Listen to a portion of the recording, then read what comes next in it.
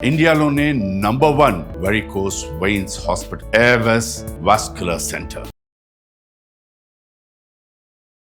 నమస్తే రమగారు. నమస్తే జయ.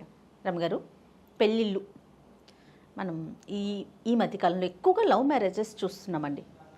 లవ్ మ్యారేజెస్తో పాటుగా ఇంటర్ కాస్ట్ మ్యారేజెస్. అన్నిటికీ సమస్యలు ఉన్నాయా అంటే లేవనాలి, లేవా అంటే ఉన్నాయి అనాలి. నా దగ్గర ఎవరైనా ప్రస్తావిస్తే నేనేం చెప్తాను తెలుసండి, లవ్ మ్యారేజ్ అయినా అరేంజ్డ్ మ్యారేజ్ అయినా మ్యారేజే, పెళ్ళే, మొగుడే, పెళ్ళామే. వన్స్ పెళ్ళంటూ జరిగితే అక్కడ లవ్ అరేంజ్డ్ అనేది పక్కన పెట్టేద్దాం. సో గొడవలు అనేవి ఎక్కడైనా ఉంటాయి, దేంట్లో అయినా ఉంటాయి. సర్దుకుపోయే తత్వం ఉంటే ఎక్కడైనా ఉంటుందేమో, అది మనుషుల మీద ఉంటుంది అనేది నా అభిప్రాయం. మీరేమంటారు? అసలు ఇష్యూస్ పెరగటానికి కానీ పెరగకుండా ఉండటానికి కానీ, అలాగే ఇంటర్ కాస్ట్ మ్యారేజెస్ కూడా అవి తప్పు కాదు, అందుకని ఒప్పించి ముందుకెళ్ళటం అది ఎంతవరకు, అసలు ఇవన్నీ అర్థం కాని క్వశ్చన్ మార్క్స్ అనమాట కదండి. సక్సెస్ అయితే అయిపోయినట్టు, హ్యాపీగా ఉంటుంది అనిపిస్తుంది, కాకపోతే కానట్టు. ఎలా అంటే ఇప్పుడు ఒక సమూహం 4 అరేంజ్డ్ మ్యారేజ్లు 4 లవ్ మ్యారేజ్లు ఉన్నాయి అనుకో. ఇది ఫెయిల్ అయితే వాళ్ళు, అది ఫెయిల్ అయితే వీళ్ళు, ఈ బాధే కరెక్ట్ అంటారు. అరేంజ్డ్ మ్యారేజెస్ ఫెయిల్ అయిపోతాయి, ఎందుకంటే వాళ్ళకి ఒకళ్ళ గురించి ఒకళ్ళకి తెలీదు, కొత్తగా కలుసుకుంటారు, అడ్జస్ట్ అవ్వలేకపోతారు, అంచేత మేము మొదటి నుంచి తెలుసుకున్నామని చెప్తారు. 5వ క్లాస్ నుంచి ఫ్రెండ్స్గా ఉండి 26వ క్లాస్లో పెళ్లి చేసుకున్న వాళ్ళు కూడా పెళ్ళయ్యాక ప్రేమ పోయిందని, నువ్వంటే నువ్వని, తూ మేమే అని, నువ్వెందుకు చేయవని, నువ్వు ఇదివరకు ఇలా లేవని, ఇదివరకటికి ఇప్పటికీ నీలో చాలా మార్పు వచ్చిందని, ప్రేమించేటప్పుడు బాగుండేవాడు పెళ్ళయ్యాక ఇలా తయారయ్యాడని, మళ్ళీ ఎక్స్ట్రా మ్యారిటల్ అఫైర్స్ అరేంజ్డ్ మ్యారేజెస్లో పుష్కలంగా ఉన్నాయి, లవ్ మ్యారేజ్లో అంతకి కొంచెం కూడా తగ్గకుండా ఉన్నాయి. కావాలని ఒకళ్ళనొకళ్ళు ప్రేమించి అమ్మా నాన్నని ఒప్పించకుండానో లేచక్కపోయో పారిపోయో ఫ్రెండ్స్ తోటో లేతే ఏ ఆరి సమాజంలోనో పెళ్లి చేసేసుకుని 1-2 ఏళ్ల పాటు అక్కడక్కడ కలుసుకుంటూ రహస్యంగా కాపురం చేస్తూ కూడా ఇంట్లో చెప్పకుండా ఉండి తర్వాత కలిసి ఉన్న వాళ్ళల్లో కూడా ఇలాంటివి భేదాభిప్రాయాలు ఎలాగూ ఉంటాయి. మనుషులం కాదు మనం, ఇంతే ఇహ. కానీ ఇవి అఫైర్సు, ఫ్రెండ్షిప్లు, 2-3 పెళ్ళిళ్ళు అత్యంత సహజంగా ఉంటున్నాయి. బేసిక్గా మనుషులకి అడ్జస్ట్మెంట్ పోయింది. మనుషులకి మామూలుగా మనకి 2 భావాలు ఎప్పుడూ ఉంటాయి జయ. ఒకటి నేను, రెండోది నువ్వు కదా, సహజం. ఈ నేను నువ్వు కలిస్తేనే పెళ్ళి, నేను నువ్వు కలిస్తేనే జీవితం, నేను నువ్వు కలిస్తేనే గురు శిష్యులు, నేను నువ్వు కలిస్తేనే మిత్రులు ఫ్రెండ్స్, నేను నువ్వునే అమ్మా నాన్న, నేను నువ్వు కలిస్తే మనం. నేనే అన్నావనుకో, ఇక నువ్వుకి తావేది లేదు కదా. ఈ నేనన్న భావాలు విపరీతం అయిపోయినాయమ్మా. ఎంత విపరీతం అంటే వీళ్ళు పుట్టిన చోట కూడా అడ్జస్ట్ అవ్వటల్లా ఇప్పుడు. 1-2 పిల్లలు చేయ అమ్మా నాన్న చచ్చి కడుపు కట్టుకుని ఎట్లాగొట్లా పెంచుతారు. చిన్న కుటుంబాల్లో కూడా పిల్లలకి మాట సాగుబడులు ఎక్కువ, భావ ప్రకటన స్వాతంత్ర్యం చాలా ఎక్కువ. నాకు నచ్చలేదు, నేను చెయ్యను అని చెప్పే అవకాశం ఇదివరకు ఉండేది కాదు, కనీసం నీ ఏజ్లో కూడా లేదండి. పెద్దవాళ్ళు తెస్తే బట్టలు కట్టుకునే రోజులు చేయావి. నాన్నలే బట్టలు తెచ్చేవాళ్ళు, మామయ్యలు తెచ్చేసేవాళ్ళు, అక్కయ్యలు తెచ్చేవాళ్ళు. పెద్దవాళ్ళు బట్టలు తెస్తే పిల్లలు ఇది నా చాయిస్, ఇది నా చాయిస్ కాదు, this is my colour, this is not my cup of tea అనే అవకాశం అప్పుడు లేదు. ఇప్పుడేంటంటే ప్రతి డ్రాప్ ఆఫ్ టీని సెలెక్ట్ చేసుకుంటున్నారు పిల్లలు. ఆ చాయిస్ ఇచ్చేస్తున్నాం. ఇప్పుడు సమాజం మారింది కదా, ఇది తప్పండా లేదు, నేనైనా చేస్తున్నదే, అది తప్పు కాదు. ఇప్పుడు పరిస్థితి అది ఈ రోజున ఇట్లా జరుగుతోంది. ఇది జరిగేటప్పుడు ఏమవుతుంది, ఒక్క గీత పక్కకెళ్ళినా ఇది నాకు నచ్చలేదు, ఇది ఎందుకు అని ప్రశ్నించే ధోరణిలోకి వచ్చాం మనం. ఈ ప్రశ్నకి వీళ్ళని అడుగుదాం, వాళ్ళని అడగకూడదు, వీళ్ళ దగ్గర ఊరుకోవాలి, ఈ సిచ్యువేషన్లో తగ్గుదాం అని అనిపించే అవకాశము అస్సలు లేదు. అదే అలవాటు అయిపోతుంది. అది అలవాటు. నువ్వు మొగుడినైనా, అత్తగారినైనా, అమ్మనైనా, నాన్ననైనా. మొగుడు అత్తగారు వీళ్ళ దగ్గర ఉండాలని ఏం లేదు కదా, పెళ్ళాన్నైనా అంతే. పోనీలే అని కానీ, 4 రోజులు ఆగుదామని కానీ, చూసి చూడనట్టు ఉందాంలే అని కానీ ఎవ్వరూ అనుకోరు అనుకోవటల్లా. నేను ఎందుకు ఉండాలి, అనే ప్రశ్నే ప్రతి ఒక్కరికి. నేను ఎందుకు నేను తగ్గాలి? మీరు ఫస్టే చెప్పారు నేను. చూడండి, నేను అది ఎక్కువ నేను ఎక్కువ అయ్యేసరికి అలానే ఈ ఇబ్బందులు వస్తాయి. ఇప్పుడు నువ్వు అడిగినట్టు అరేంజ్డ్ మ్యారేజా లవ్ మ్యారేజా ఒకటి, అందులో మళ్ళీ ఇంటర్ కాస్ట్ ఇంటర్ రిలీజియన్ వివాహాలు వాటితోటి కూడా. ఇక ఇంటర్ కాస్ట్ ఇప్పుడు పెళ్ళిళ్ళలో ఏముంది, ప్రేమ పెళ్ళి ఎలా జరుగుతాయి సాధారణంగా? ప్రేమలు స్కూల్లోనో కాలేజీలోనో ఆఫీస్లోనో ఎక్కడో కొంతసేపు కలుసుకుంటారు. అప్పుడు మనం ఏం చేస్తాం, ఎప్పుడు కూడా బెస్ట్ సైడ్ చూపిస్తాం కదా జయ, అంతేగా. అవునా? నువ్వు మాస్టి మొహంతో అద్దం చూసుకోవు, ఎవరైనా చక్కగా అలంకారం చేసుకుని దానికి తుది మెరుగులు దిద్దడానికి నుంచుంటాం అద్దం ముందు. అంతేనా? ఎంతసేపు జిడ్డోడుతున్న మొహాన్ని ఎందుకు చూసుకుంటాం?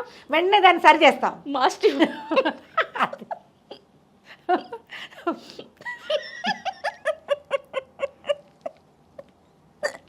సూపర్ రమ్మ గారు, ఎగ్జాక్ట్లీ కరెక్ట్గా ఉండే శుభ్రమైన 100%. అదే మనం ఎప్పుడు కూడా సమాజానికి చూపిస్తాం, ఫ్రెండ్స్కి, క్లోజ్ సర్కిల్కి మన ఒరిజినల్ రంగు. నిద్ర లేవగానే నువ్వు ఎలా ఉంటావో అనేది నీతో పాటు ఉంటారు చూడు, రోజంతా నిన్ను భరిస్తారు, వాళ్ళు చూస్తారు. అది మన కుటుంబ సభ్యులే కదా, మన ఫ్యామిలీ. లేదా ఏ హాస్టల్లోనో ఎక్కడో ఉంటే ఫ్రెండ్స్ కూడా నిద్ర లేవగానే నువ్వు నావలిచ్చి చేతులు విసిరేసి గాల్లో ఒళ్ళు విరుచుకుంటావు, చూడడానికి పరమరోతగా ఉంటుంది, వాళ్ళు చూస్తారు. అంతే. నువ్వు మధ్యాహ్నం వెళ్ళి తయారై కల్పించుకుని ఒకసారి వెళ్ళి హలో అనేవాళ్ళు ఉంటారు చూడు, పాపం వాళ్ళు చూడరు నీ సౌందర్యవంతమైన మొహం, నువ్వు ప్రజెంటేషన్ మాత్రమే చూస్తారు. ఈ ప్రజెంటేషన్ వెనకాల ఒరిజినాలిటీ అనేది ఎప్పుడు వస్తుంది? టుగెదర్నెస్ వల్ల వస్తుంది, కలిసి ఉన్నప్పుడే. కలిసి ఉన్నప్పుడు కూడా వాళ్ళల్లో ఉండే మానవ సహజమైన సాధారణ భావాలని యాక్సెప్ట్ చేయగలిగే వాళ్ళు గనక దొరికితే, ఇది ఎంత అవకాశం తక్కువ చేయడానికి, భగవంతుడు ఎంత అనుకూలించాలి, యూనివర్స్ మనని ఒప్పుకోవాలి, అప్పుడే మనకు సరైన వాడిని ఇస్తుంది. నీ దగ్గరుండే అన్ని రకాల వ్యవహారాలని వాడు కాదు, సరైన దాన్ని కూడా వాడంటున్నానని ఆడపిల్లలకు చెప్తున్నాను అనుకోకండి అమ్మ, వాళ్ళ పొరపాటు కూడా కాదు, ఇద్దరికీ కావాలి. అవును, ఇద్దరికీ కావాలి. ఇదే దీంతో పాటుగా మీ అమ్మ మీ నాన్న, నీ వ్యవహారం, మీ ఇంట్లో పద్ధతులు, మీ ఇంట్లో తిండి తిప్పలు, మీరు వంట వండుకునే విధానం, మీరు అన్నాలు తినే విధానం, మీరు బట్టలు ఉతుకునే విధానం కూడా ఇవన్నీ ఉంటాయి కదా. పెళ్ళి కాకముందు ఏమవుతుంది చెప్తున్నాక, బెస్ట్ సైడ్ బెటర్ సైడ్ చూపించుకుంటాం, వాళ్ళు అంతే మనము అంతే. ఈ చూపించుకున్న వ్యవహారంతో క్రమంగా ప్రేమలు ఆపేక్షలు, ఒకళ్ళనొకళ్ళు వదిలిపెట్టి ఉండలేగంతనాలు, పెళ్లి చేసుకోవాలనుకోవటాలు, కలిసి సహజంగా జరిగిపోతాయి. నేను ఇలా మాట్లాడుతుంటే నేను ప్రేమ పెళ్ళిళ్ళకి ఎగనెస్ట్ అని పొరపాటును కూడా అనుకోకండి, పూర్తి ఓటు ఉంది నాకు, నా పూర్తి ఓట్లు దానికి. కాకపోతే ఈ బెస్ట్ సైడ్ వెనకాల ఉండే సైడ్ ఉంది కదా, దాన్ని యాక్సెప్ట్ చేయడం రావాలి మీకు, అది చేత కావాలి, అప్పుడు దిగాలి పెళ్ళికి. 2 రోజులు ట్రై చేసి మానేసేందుకు ఉద్యోగాలు కాదు కదా పెళ్ళిళ్ళంటే. పైగా పెళ్ళికి ఎప్పుడు కూడా సెకండరీ ఎఫెక్ట్స్ ఉంటాయి, పిల్ల చెల్ల వచ్చేస్తారు, అప్పుడు వాళ్ళనేం చేస్తాం. అవును కదా, అందుకని మనం ఇవి చూపిస్తాం, ఈ పెళ్ళిళ్ళు అయిపోతాయి. అయిన దగ్గర నుంచి వీళ్ళ అమ్మ నాన్న ఏంటి ఇలా ఉన్నారు అనిపిస్తుంది, వాళ్ళ పూజ, వాళ్ళ విధానం, వాళ్ళ పద్ధతి అన్నిటినీ విమర్శించడం మొదలు పెడతాం. వాళ్ళ తిండి, వాళ్ళ తిప్పులు, వాళ్ళు వంట చేస్తే, మా అత్తగారు వంట చేస్తే వంటింట్లోకి వెళ్ళలేమండి అంటుంది ఒక అమ్మాయి. వీళ్ళ అమ్మకి పిల్లల్ని పెంచడం రాదు, ఇది పొద్దున్నే నిద్ర లేవదు, దీనికి బట్టలు ఆరేయటం రాదు అంటాడు అబ్బాయి. ఎన్ని కథలు చదివాను చేయ ఇట్లాంటివి నేను. రావు, అమ్మాయికి ఏదో వచ్చు, అన్నీ రావు, చక్కగా తయారై వస్తుంది. ఆ బట్టలు నీట్గా ఉతికించుకోవటమో, ఉతుక్కోవటమో, శుభ్రంగా పెట్టుకోవటమో, మడతలు పెట్టి చక్కగా పెట్టడమో రాదు, ఎప్పుడు బొమ్మలా కనపడుతుంది. వాళ్ళమ్మ బయటికి వెళ్ళేటప్పుడు దిద్ది పంపిస్తుంది కూతుర్ని. ఆ దిద్దుకోవటం దానికి రాదని వాడికేం తెలుసు? కలిసి ఉంటే కదా ఆ తెలుసు. ఇంట్లో కూడా తయారై ఉండు అని చెప్పలేరు కదా. ఇంట్లో ఎలాగోలాగా ఏదో మస్ట్ నైటీ వేసుకుని తిరుగుతుంది పాప, బయటకు వెళ్ళేటప్పుడు చక్కగా తయారవుతుంది. ఈ బయటకు వెళ్ళే చక్కదనం దీని వెనకాల ఇంకొకటి ఉంటుందని ఊహ కూడా రాదు మనకి. వీళ్ళు ఫెయిల్ అయిపోతారు. అలా కోరుకోవచ్చారమ్మగారు, కోరుకోవచ్చు. బయట ఎలా ఉన్నారో ఇంట్లో కూడా అలానే ఉండాలి. ఫర్ ఎగ్జాంపుల్కి అంతే, బయట ఎలా చక్కగా ఉన్నారో ఇంట్లో అలాగే ఉండాలని కోరుకోవచ్చా? అట్లా ఎట్లా ఉంటారు జయ? అది కదా, మనము ఉండం కదా, ఎవ్వరు ఉండలేం. ఇది ఒక మాట చెప్తున్నాం, ఇదే కాదు జయ. ఫర్ ఎగ్జాంపుల్ అంతే, మర్యాదగా మాట్లాడేవాడు వాళ్ళ ఇంట్లో బూతులు ఆడేస్తారు, వాళ్ళ ఇంట్లో భాష బాగోదు, వాళ్ళ అమ్మ కోరు, వాళ్ళ నాన్నకి మందలవాటు ఉంటుంది, ఆయన చుట్ట కాలుస్తాడు, బీడీ కాలుస్తాడు, రెస్పెక్ట్ ఉండదు. వాళ్ళ ఇంట్లో ఆడపిల్లలకి రెస్పెక్ట్ ఇవ్వరు, ఉద్యోగం చేసే ఆడవాళ్ళ మీద వాళ్ళకి చులకన భావాలు ఉంటాయి. మా పిల్లాన్ని నువ్వు వచ్చి చేసుకున్నావు కానీ మేము మీ ఇంటికి వచ్చామా అంటారు. అవును, పైగా ఇందులో ఏంటంటే మనకి క్యాస్ట్లలో హెచ్చు తగ్గు పెద్ద చిన్న ఏవేవో ఉన్నాయి. తిండి వ్యవహారాలు వేరే అవుతాయి, పూజా విధానాలు వేరే, భావాలు వేరే, పెట్టుబడులు వేరే, చిన్న చిన్న ఫార్మాలిటీస్ అన్నీ వేరే. వాళ్ళ ఫార్మాలిటీ వేరే, అది కూడా తెలీదా మీ వాళ్ళకంటే? తెలీదు. వాళ్ళది అదో రకం, వీళ్ళది ఇదో రకం. ఇప్పుడు పెళ్ళిళ్ళు చేసుకునేటప్పుడు ఫ్యామిలీని ఇన్వాల్వ్ చేసేస్తారు. వీళ్ళ లవ్ 10 ఏళ్ళు ఉంటుంది. పెళ్ళి అనగానే వాళ్ళ అమ్మ నాన్న ఎంటర్ అవుతారు, కట్నాలు అడుగుతారు. మాకు ఇదే పద్ధతి అంటారు. ఈ అబ్బాయికి పెళ్లి కావాలి కానీ ఇవన్నీ వాటిని సరిచేయడు. వాళ్ళ అమ్మకి చెప్పడు, చెప్పుకోలేకపోతాడు, చెప్పుకోలేక ఈ ఫార్మాలిటీస్ అన్నీ అమ్మాయి మీద రుద్దుతారు. ఈ అమ్మాయికి ఆ కోపం ఎప్పటికీ పోదు, అతని మీద, అతని ఫ్యామిలీ మీద కూడా. కట్నం అడిగారు, వీళ్ళు కట్నాలు ఎందుకు అడుగుతారు? కావాలని చేసుకునేటప్పుడు కట్నం ఎందుకు అనిపిస్తుంది. వాళ్ళే ఏదో ముచ్చటపడి చేస్తామంటే సరే, ఈ కట్నాలు ఈ బాబా నువ్వు లవ్ మ్యారేజ్ చేసుకో, నీకు కావాల్సిన పిల్లని చేస్తాం, మిగిలిన విషయాలు నువ్వు మాట్లాడొద్దని చెప్పే పేరెంట్స్ కనపడతారు. అబ్బాయి కూడా అదేంటి మరి, పెళ్లి వరకు మన ఇష్టం, పద్ధతులు అమ్మా నాన్న ఇష్టం కదా, అంతే. వాళ్ళని బాధ పెట్టకూడదు. అక్కడి నుంచి టగ్ ఆఫ్ వార్ స్టార్ట్. ఎన్నాళ్ళు దీన్ని పట్టి పాకలాడగలుగుతారు? క్రమంగా ఏమవుతుంది, ఈ వీళ్ళ అమ్మా నాన్నల పద్ధతుల దగ్గర మొదలైంది, స్టార్ట్ అయ్యి అక్కడ మీ పద్ధతుల వరకు వస్తుంది. అవును, పెళ్ళి చేసుకోదలుచుకుంటే ఇట్లా inter caste marriage, inter religion marriage, ఇవే కాకుండా మళ్ళీ భగవత్ సంబంధమైన వ్యవహారాలు. వాళ్ళ నమ్మకం వేరు, వీళ్ళ నమ్మకం వేరు. అది కూడా ఉంది కదా. సడన్గా అప్పటిదాకా బాగానే ఉంటారు, సడన్గా మతం మార్చుకునే ఆలోచన చేసే వాళ్ళు కూడా కొంతమంది కనపడతారు. వీళ్ళు వద్దంటారు, వాళ్ళు కావాలనుకుంటారు, ఎవరి నమ్మకాలు కదా, దాని మీద పెళ్లి ఫెయిల్ అవుతుంది. వీళ్ళ మధ్యలో ఉన్న పిల్లల్ని చెరో పక్కన లాగుతారు. వీటిని సెపరేట్ చేసుకోవడం చేత కాదు మనకి సమాజంలో ఉన్నాం కదా. మన అమ్మ నాన్నని ఒప్పించుకునేటప్పుడే వీళ్ళు కట్నాలు ఇవ్వరు, చెప్పుకోవాలి. కట్నాలు ఇవ్వరు వాళ్ళు, మేము కావాలని చేసుకుంటున్నాం. ఇప్పుడు నేను ఎలా ముందుకొచ్చానో అమ్మాయి కూడా అలాగే వాళ్ళ పేరెంట్స్ దాటి ముందుకు వస్తుంది కాబట్టి అని మాట్లాడుకోగలగాలి. మీకు ఈ అమ్మాయే కావాలి అని అనుకున్నప్పుడు దీనికి ఆలోచించాలి. అమ్మాయి కూడా ఈ అబ్బాయే కావాలనుకున్నప్పుడు వాళ్ళు కట్నం అడిగినా ఇంకోటి అడిగినా అది మీరు ముందే మాట్లాడుకుంటే ఏ గోల ఉండదు. అవును, ముందా హుమస్సుల్లో అలాంటి మాటలు రావు. పేరెంట్స్ దిగాక కథ వేరేగా ఉంటుంది. అక్కడి నుంచి ప్రతిసారి ఫార్మాలిటీస్ మీద కొట్టుకుంటారు.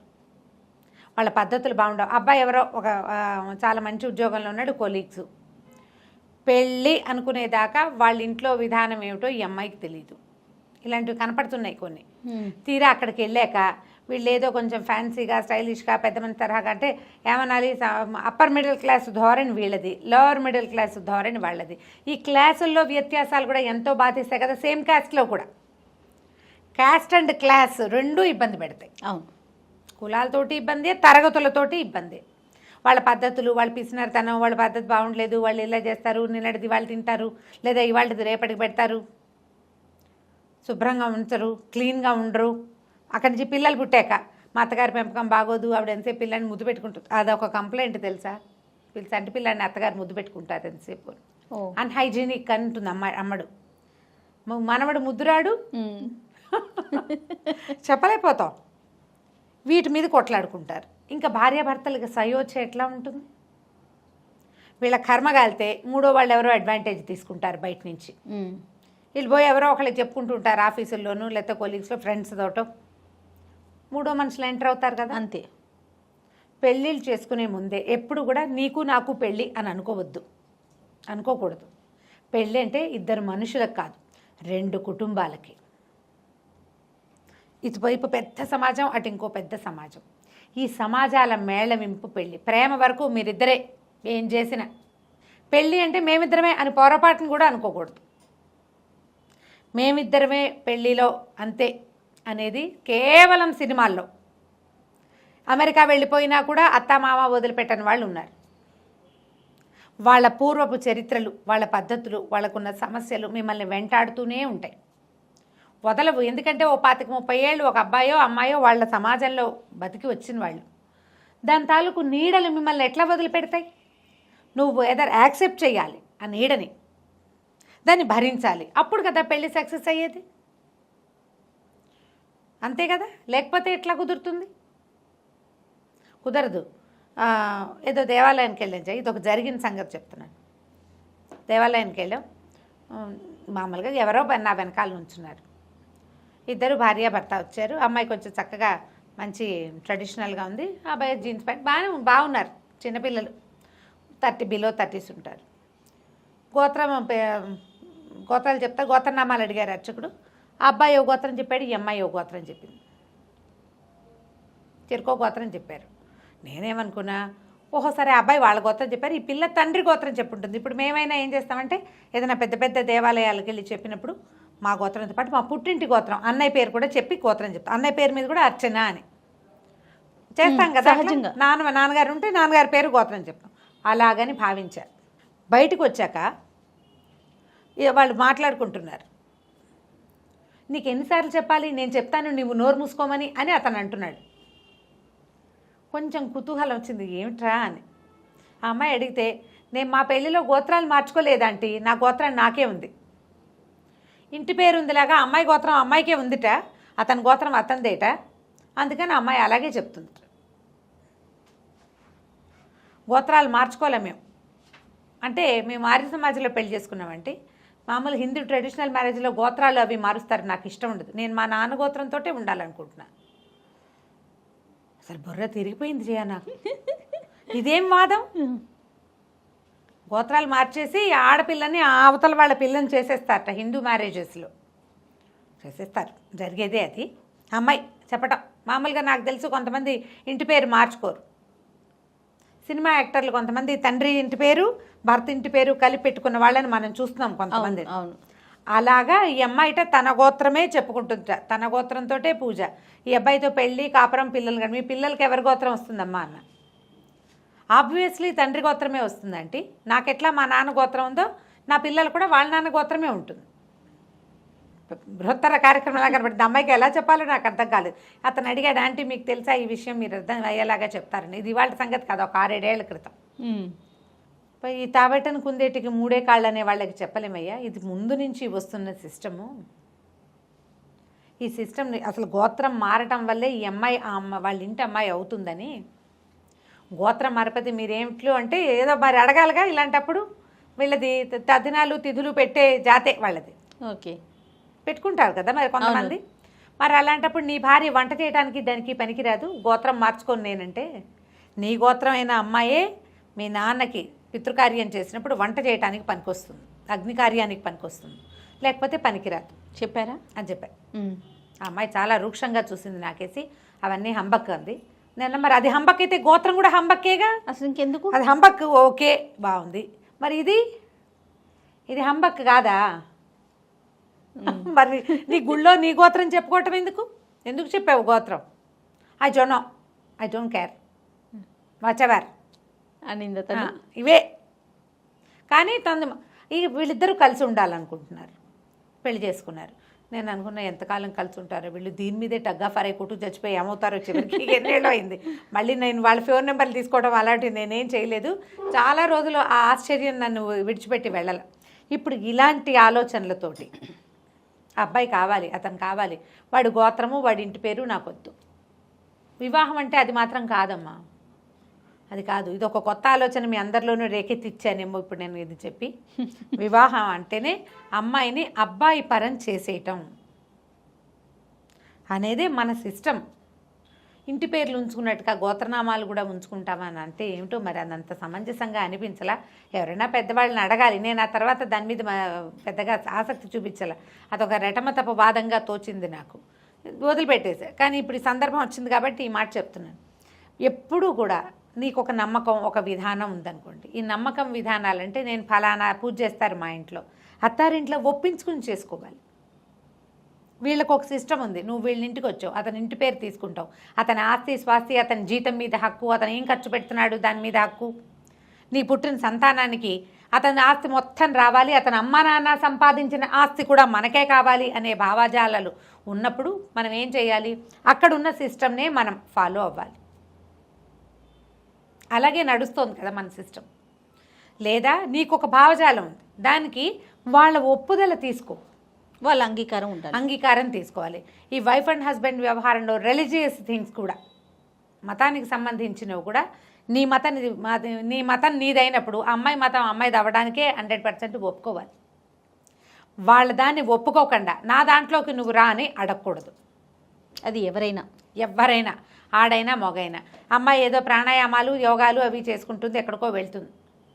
అతనికి అలాంటివి ఏం లేవు. నీది నువ్వు చేసుకో, చెప్పు, వింటే వింటాడు, లేకపోతే లేదు. లాక్కెళ్ళకూడదు.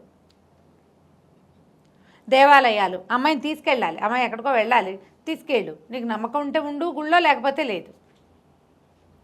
వాళ్ళని మాన్పించాలని ట్రై చేయకూడదు. ఎందుకంటే మనిషి మనుగడకి రూట్ నమ్మకం. అది వాళ్ళకి ధైర్యాన్ని ఇస్తుంది. నీతో ఉంటున్నా భగవంతుడు నన్ను ఉంచాడని నమ్ముతుంది అమ్మాయి. అతనైనా మరి దాన్ని ఒప్పుకోవాలి కదా మనం. ఎప్పుడు ఇలాంటి ధోరణి ఉంటేనే ఈ పెళ్ళిళ్ళు మనతాయి. లేకపోతే మనకి విపరీతంగా ఇప్పుడు అరేంజ్డ్ మ్యారేజెస్తో పాటు లవ్ మ్యారేజెస్ కూడా ఫెయిల్ అవ్వటానికి కారణం ఏంటంటే ఎంతసేపు నేనే కరెక్టు, యాక్సెప్టెన్సీ లేకపోవటం. నేను చెప్పిందే కరెక్టు, నాకు తెలిసిందే కరెక్టు, పట్టిన కుందేటికి మూడే కాళ్ళు. ఈ ధోరణి మార్చుకోకపోతే ఏంటంటే మనం కూడా పరిగెడుతున్నాం. మనం ఎన్ని చేతులు మారుతాం? ఒంటరి ప్రయాణం ఎప్పుడైనా బాగుంటుందా? ఒంటరిగా ఎంతసేపు నడుస్తావు? పక్కనున్నవాడు ఎలాంటి వాడైనా ఒకడు తోడు అంతే. నువ్వు వాడిని కొంత ఒప్పుకో, వాడు ఒప్పుకునేలాగా చెప్పుకో.